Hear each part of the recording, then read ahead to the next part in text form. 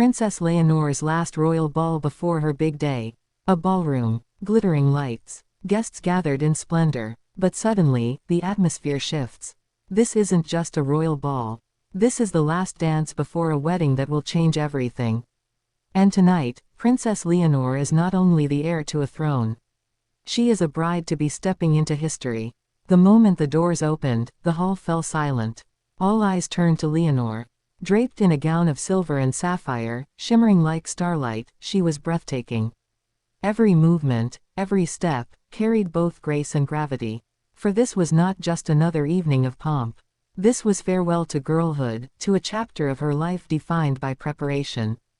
Tomorrow, the crown waits. But tonight, love and tradition met under chandeliers of gold. The music swelled as she descended the grand staircase. Christian, Crown Prince of Denmark, waited at the foot, his gaze locked on her with quiet reverence. Their hands met, and in that simple gesture, centuries of history, rivalry, and alliance intertwined. The orchestra struck the first notes of the waltz, and the couple glided across the polished marble floor. Guests whispered, some with awe, some with speculation, but none could deny the magnetic pull of their presence. The ball was unlike any other. Every detail had meaning. The decor fused Spanish and Danish elements, red and gold banners of Spain entwined with the white cross of Denmark. The menu celebrated both cultures, delicacies prepared to symbolize unity. Even the music alternated, Spanish guitar melodies flowing into Danish symphonies. Every choice, deliberate. Every moment, a declaration. And yet, beneath the grandeur, emotion ran deep. For Leonor, this night was not just about duty. It was personal. She laughed with childhood friends, danced with her father, shared tender moments with her sister Sophia. In one unforgettable scene, Queen Letizia embraced her daughter in the middle of the ballroom, whispering words only a mother could give.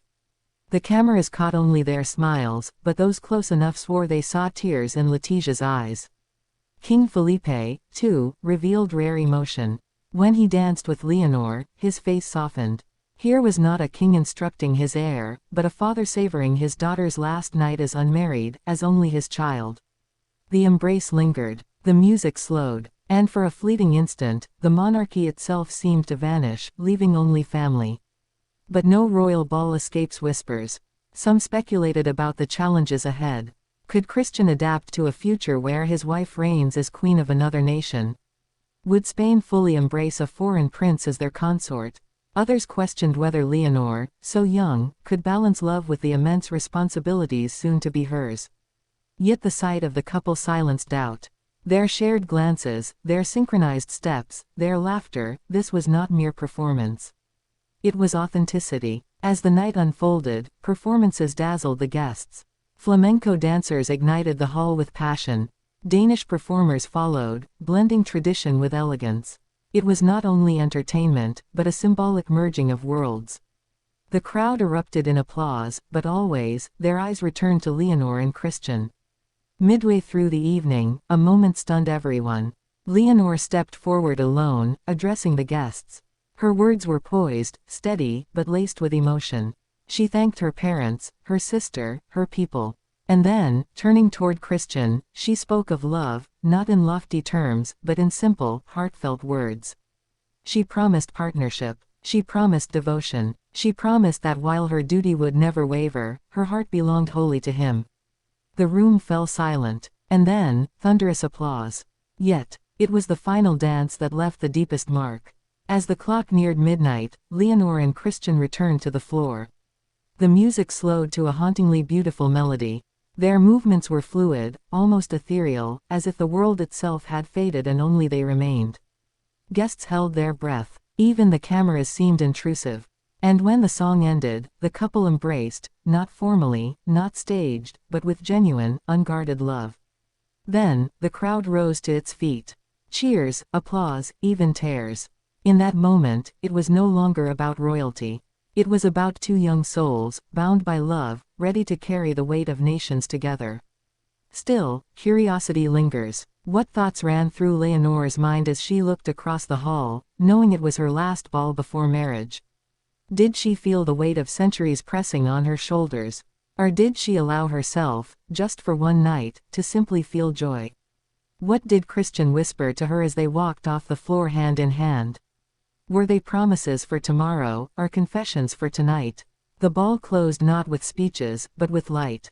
Fireworks exploded outside the palace, illuminating the sky in colors of Spain and Denmark. Guests rushed to the balconies, marveling at the spectacle. But Leonor and Christian stood quietly at the edge, watching together. For them, it was not just a display. It was a symbol of endings, of beginnings, of forever. And so, Princess Leonor's last royal ball was not merely an event. It was a story, a bridge between past and future, between crown and heart, between duty and love. Tomorrow, she will walk down the aisle. Tomorrow, history will be written in vows. But tonight was hers. A night of elegance, a night of laughter, a night of love, a night that the world will remember as the final waltz of a princess before she became a queen in waiting, and a wife forever. Because sometimes, history is not made only in ceremonies or coronations. Sometimes, it is made in music, in dances, in whispers exchanged under chandeliers. Tonight, Leonor gave us more than a ball. She gave us a glimpse of her soul. And for that, the world will never forget her last royal ball before her big day.